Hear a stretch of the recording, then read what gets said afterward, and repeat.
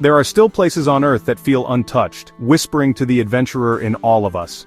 Papua New Guinea is one of those rare places, a land of mystery, a final frontier for true exploration. I felt its pull, a magnetic force drawing me toward a world hidden from the modern age. This wasn't just a trip, it was a calling to step into the wild and test the limits of my own spirit. I wanted to disconnect from the noise and reconnect with something real, something raw. Papua New Guinea promised just that, rugged landscapes, ancient cultures, and nature ruling with absolute power. The thought of dense jungles, powerful rivers, and isolated communities filled me with excitement. Preparation was key, but no amount of planning can truly prepare you for the unknown. I packed my gear, studied maps, and braced myself for the unexpected. The wild doesn't follow a schedule. It demands respect, resilience, and adaptability. I knew this journey would push me physically and mentally, and that's exactly what I was looking for.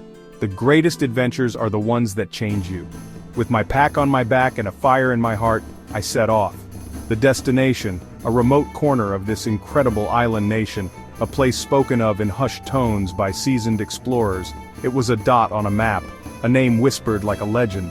This was more than an expedition, it was a pilgrimage to one of the last truly wild places on our planet. I was ready to face the jungle, meet its people, and discover the paradise hidden deep within Papua New Guinea. The adventure had begun.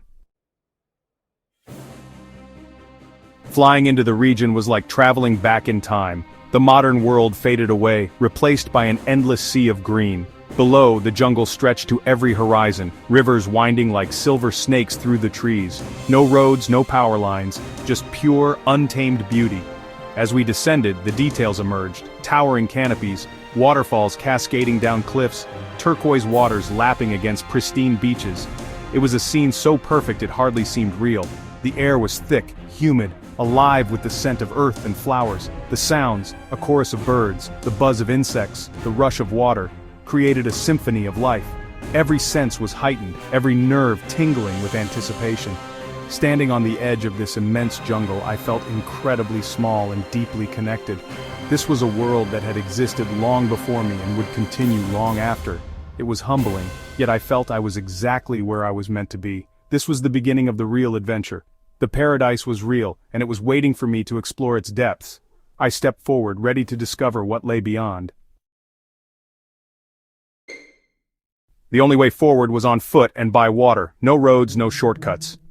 My journey began with a long hike, following a barely there trail through dense undergrowth.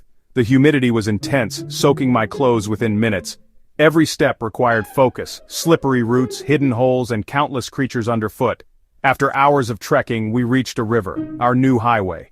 In a traditional dugout canoe, we glided beneath a green tunnel of jungle canopy, sunlight dappling the water. The river led us deeper into the heart of this hidden world, far from civilization. We navigated rapids, hacked through bamboo thickets, and crossed rickety vine bridges. Each obstacle was a test of resilience and determination. With every challenge overcome, my confidence grew. I was learning the rhythms of this place, moving with it, not against it. This was survival in its purest form, a rite of passage. The effort stripped away distractions, forcing me to be present and aware. As we pushed further, I felt a profound sense of peace. I was leaving the old world behind and entering a paradise protected by its own wildness. The journey was tough, but worth every drop of sweat.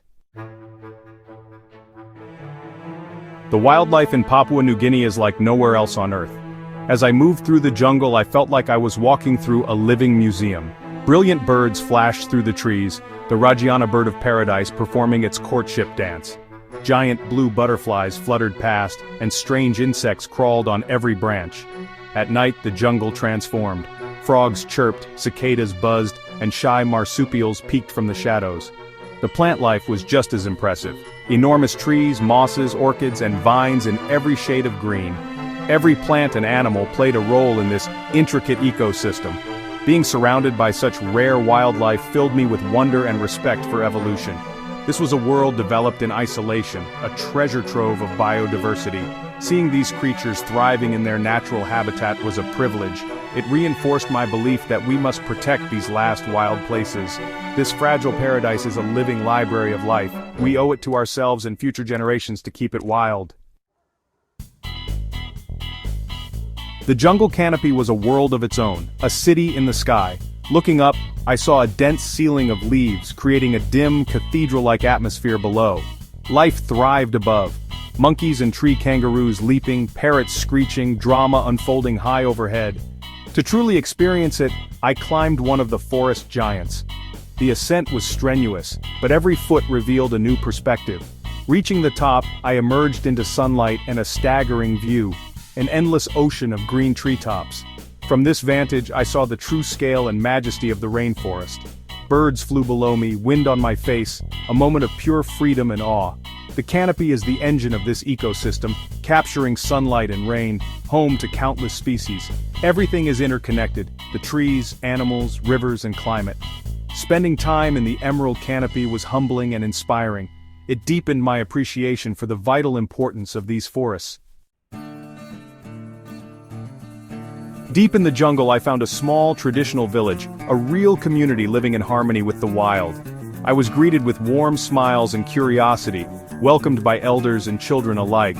The people possessed a deep knowledge of the jungle, wisdom passed down for generations. They showed me edible plants, how to find water, and how to track animals. Their skills were incredible. They read the forest like a book. With few possessions, their lives were rich in community, tradition, and connection to the land. I shared a meal with them: roasted sweet potatoes, fresh fruit, and river fish. Despite the language barrier, we communicated through gestures and smiles. They told stories of ancestors, spirits, and traditions. Spending time with them was the most important part of my journey. It reminded me that a place is not just its landscape, but its people. The people of the forest are its guardians, their culture intertwined with the jungle's health. I left with gratitude and a valuable lesson about what truly matters. The tribe's culture was ancient and vibrant, expressed in every aspect of life. I witnessed a traditional sing-sing, a gathering of music, dance, and incredible costumes. Men wore elaborate feather headdresses, bodies painted with clay and natural pigments, each design telling a story. The hypnotic beat of hand-carved drums echoed through the clearing, voices rising in a chorus as old as the mountains. Dances mimicked birds and animals, reenacting stories of hunts and mythical battles. Art and craftsmanship were everywhere, in canoes, weapons, masks, and woven balam bags. These were not just crafts, but a language-preserving cultural identity. Witnessing these customs was deeply moving, a living, breathing part of their present. Their traditions provide identity, purpose, and belonging. There is immense beauty and wisdom in the diversity of human cultures. This journey into Papua New Guinea changed me. Every day brought a new discovery, a new reason to be amazed. Standing beneath a waterfall or paddling a silent river at dawn, I felt pure wonder and peace. The emotional impact was profound. Moments of struggle made the rewards sweeter. The sense of accomplishment after a hard trek, the gratitude of being welcomed into a village, these were unforgettable. I was constantly humbled by the scale and complexity of nature. In the jungle, modern worries faded. What mattered was the here and now. This journey reignited my passion for exploration and my love for the wild. The memories of the emerald jungle, vibrant wildlife, and smiling faces are etched into my soul. The greatest treasures are not gold or jewels, but the wild, pure places of our world. My heart is full of wonder, and I am forever grateful for the experience. The wild has changed me for good. My journey to Papua New Guinea's hidden paradise had to end, but its impact will stay with me forever. Our world is still full of mystery and wonder, places that challenge, inspire, and connect us to something bigger. This adventure awakened the wild spirit inside me, the part that craves discovery and thrives on the unknown. I encourage you to dream of your own adventures. Step outside your comfort zone, see the world with fresh eyes. The world is an incredible book, and those who do not travel read only one page. These wild places are fragile and need our help. Support conservation, be a voice for the voiceless, and protect the wonders that remain. The future of these places is in our hands. We have a responsibility to ensure future generations can experience the magic of a truly wild world. So, what are you waiting for? The world is calling. Let it inspire you to seek out your own hidden paradise. The journey won't always be easy, but it will be worth it. The adventure is waiting. Go out there and find your wild.